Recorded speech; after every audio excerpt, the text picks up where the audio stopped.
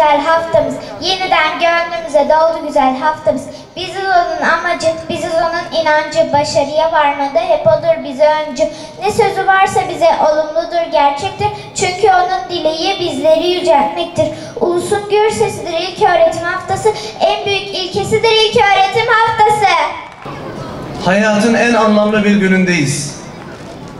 Beşikten mezara kadar ilim öğrenin diyerek ilme teşvik eden sevgili Peygamberimizin ilk ayeti oku, ilk emri oku olan Kur'an-ı Kerim'in ilmi merkeze alan bir hayat felsefesini ortaya koymasıyla ülkemizde eğitim haftasının başlangıcındayız. Özellikle bakanlığımızın 2023 eğitim vizyonunda öğretmen merkezli çalışmalar öne çıkmakta. Bununla birlikte Sayın Bakanımızın çeşitli ortamlarda kamuoyu ile paylaştığı gibi tasarım beceri atölyeleriyle yine bilişim çağında çocuklarımızın ihtiyaç duyduğu temel becerilerin kazandırılması, yine Diyarbakır buna en müsait olan illerimizden birisi, müze ile eğitim ve okul dışı öğrenme imkanlarıyla sevgili yavrularımızı kendi geleceklerine hazırlamanın çabası ve gayreti içerisindeyiz. Öte yandan yavrularımıza en çok aktarmamız gereken milli, manevi, ahlaki, insani ve kültürel değerleri onlara benimsetmenin çabası ve gayreti içerisinde olacağız. Ben özellikle buradan sevgili öğrencilerimize ve öğretmenlerimize şöyle ifade etmek istiyorum. Bir neslin devamı, bir ülkenin bekası elbette ve elbette sınıfta temeli atılmaktadır. Başlayan eğitim öğretim yılımızın hayırlı olmasını öğrencilerimiz, velilerimiz, öğretmenlerimiz ve tüm eğitim camiamızla birlikte bizlere güzellikler getirmesini diliyorum. Bugün Diyarbakır'da 1709 okulumuzda 506.000 öğrencimiz, 25.000'i aşkın öğretmenimizle ilk derse başladı. Biz bu eğitim yılında Diyarbakır'ın bütün okullarında, 17 ilçesinde, her köşesinde, her bir öğrencimizi merkez alan bir gayret ve çaba içerisinde olacağız. Bizlere emanet edilen en değerli varlıklarımız olan öğrencilerimizi geleceğe güvenle, mutlu ve inşallah iddialı hazırlayacağız. Her birisinin sizler için öneminin ve değerinin farkındayız. Bugün ellerinden tutarak okula getirdiğiniz çocuklarımız aynı zamanda bu ülkenin geleceği. Sizlerin olduğu kadar bu ülkenin de güvencesi ve güzelliği. Her birisinin güçlü, mutlu ve güvenli bir birey olmaları.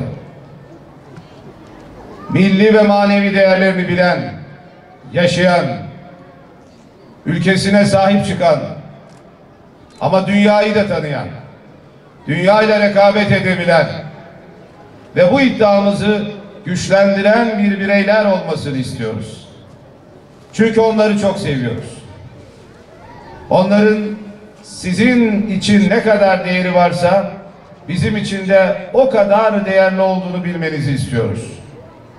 Her bir okulumuzda bir okul çevresi olarak bu sene okul müdürlerimizin emanet edilen bütün öğrencilerimizi öğretmenleriyle birlikte, okul aile birliklerimizle birlikte bir aile yuvası yapmasını, aile sıcaklığını hissettirmesini, onların sadece ders ve eğitim değil, ders dışı alanlarda, sosyal boyutta, kişilik gelişiminden başlayarak hayata karşı güçlü ve güvenli kılmalarını sağlayacak bir dizi önlemler aldık.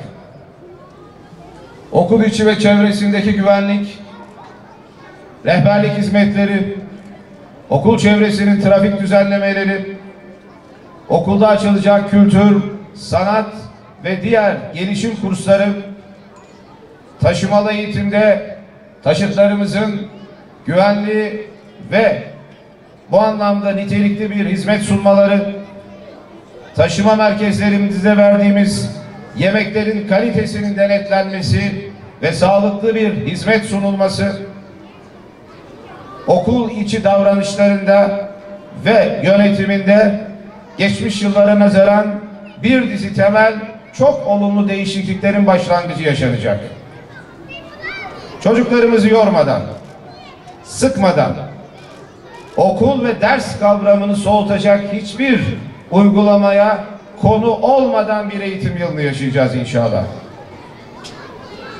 İnanıyorum ki ve biliyorum ki çok değerli öğretmenlerimizin gayretiyle, müdürlerimizin çabası ve iştenliğiyle ve şüphesiz başta ilçe kaymakamlarım olmak üzere bütün kurum ve kuruluşlarımızın desteğiyle bu yıl Diyarbakır Eğitim ve Öğretim Yılı bir kadim medeniyet şehri Diyarbakır'a yakışan bir dizi temel başarılarla ve bizi mutlu edecek gelişmelerle taşlanacak. Fiziksel altyapıların iyileştirilmesinde, sosyal ve sportif kursların ve çabaların desteklenmesinde bu sene çok büyük katkı ve destek sunacağız. Özellikle okullarda geçtiğimiz gün tekrar ifade ettim. Hiçbir öğrencimizin ve velimizin zorunlu bağış adı altında bir katkıya zorlanmasına, gerçekleştirecek etkinliklerde zorunlu olmayan hiçbir beklentinin kendilerinden istenmemesine dönük bir kararını bu yıl sergiliyoruz.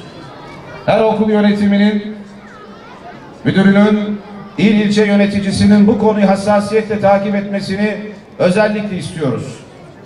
Çünkü biz temel ihtiyaçların hepsinde ve şüphesiz eğitimin gereklerinde gerek bakanlığımızın gerekse de yereldeki imkanlarımızın hepsini tahsis ediyoruz. İnanıyorum ki bu beklentilerle başlayan eğitim yılında inşallah bu yıl biliyorsunuz ara dönemler 4'e çıkartıldı. Çocuklarımızın dinlenme ve eğitimle buluşmasında bir anlamda sahiplenmesinde çok önemli bir başlangıçtır bu. Yine biz bu yıl Diyarbakır genelinde blok ders uygulamasını kaldırdık. Çocukların her derste teneffüsle buluşmasını, oyun oynamasını, mutlu olmasını, sıkılmadan ders işlemesini özellikle arzuladık. Okullarda zil sesini birçok okulumuzda kaldırdık. Ders saatinde çocuklarımızın istekle, keyifle, zilin uyarıcı sesini beklemeden koşarak okullarına ve sınıflarına geçmelerini amaçladık. Mini mini bir bu şarkısını bilen var mı? Söyleyelim mi? Üç deyince bir, iki, üç başla.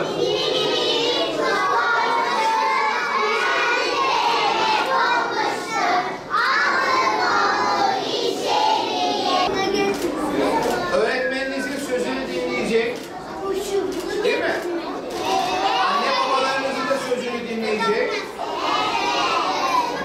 Hem ders çalışır, hem oyun oynayacak.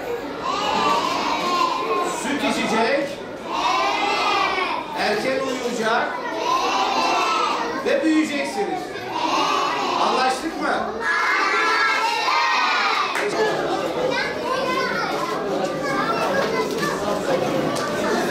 Bu da senin misin? İl müftümüz, Vakıflar Bölge Müdürümüz, Sağlık Müdürümüz, Bağlar Belediye Başkanımız, şöyle çık bakayım falan. Nasılsınız?